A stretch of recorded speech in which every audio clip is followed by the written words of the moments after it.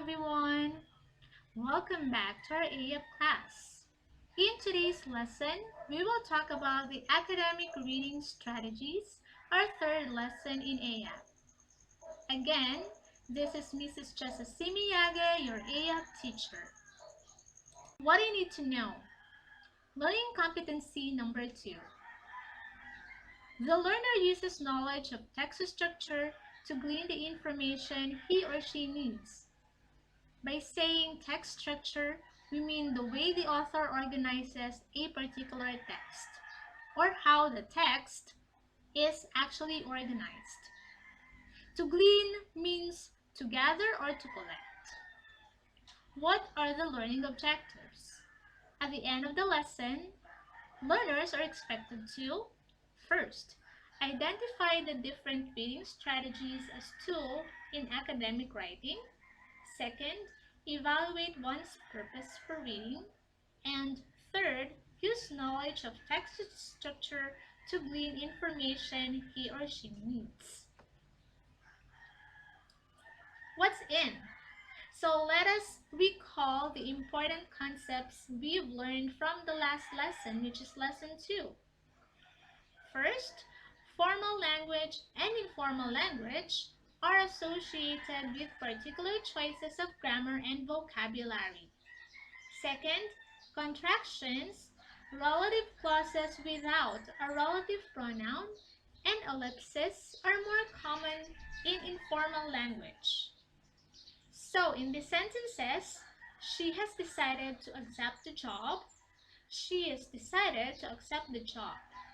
Which one is unacceptable in academic writing? Yes, it's number 2. You are correct. But why? She with the contraction S but why?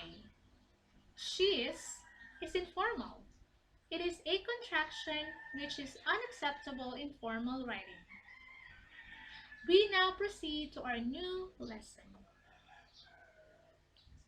What is it? What are the different reading strategies? First, let's define strategies. Strategies differ from reader to reader. The same reader may use different strategies for different contexts because their purpose for reading changes. Ask yourself, why am I reading? And what am I reading?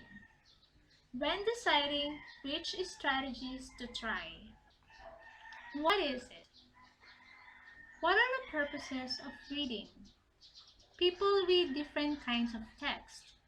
Example, scholarly articles, textbooks, reviews, for different reasons. Some purposes for reading might be, first, to scan for specific information. What do we mean by scanning? Scanning means reading rapidly in order to find specific facts. Second, to skim to get an overview of the text. What do we mean by skim or skimming? It means reading rapidly in order to get a general overview of the material. Third, to relate new content to existing knowledge. Fourth, to write something, often depends on a prompt. Next, to critique an argument. Then, to learn something. And finally, for general comprehension. So, it is important that you adjust your reading strategies to your purpose of reading. Here's how to do it. Now, before reading, you have to establish your purpose for reading. Second is to speculate about the author's purpose for writing. Third is to review what you already know and want to learn about the topic. Fourth, preview the text to get an overview of its structure, looking at headings, figures, tables, glossary, etc. Fifth, predict the context of the text and pose questions about it. If the authors have provided discussion questions, Read them and write them on a note-taking sheet. Note any discussion questions that have been provided, sometimes at the end of the text.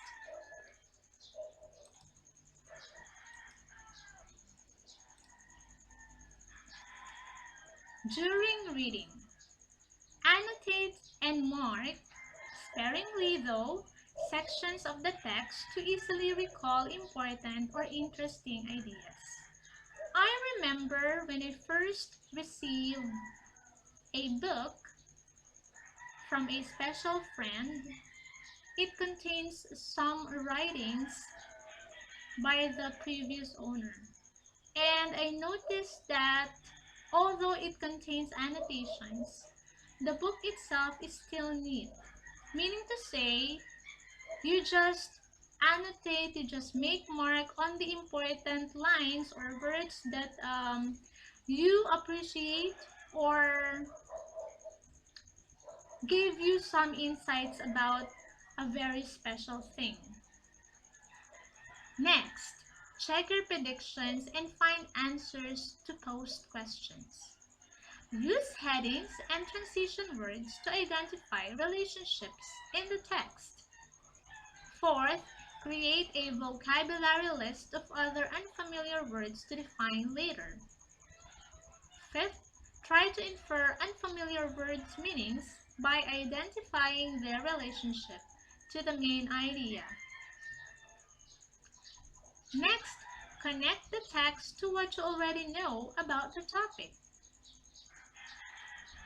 And then, take breaks. Split the text into segments if necessary. After reading, you've got to summarize the text in your own words. Note what you learned, impressions, and reactions in an outline, concept map, or matrix for several texts. Then talk to someone about the author's ideas to check your comprehension. Third, identify and reread difficult parts of the text. Then finally, define words on your vocabulary list and practice using them.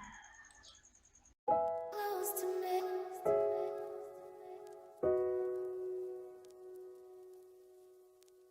Close to me.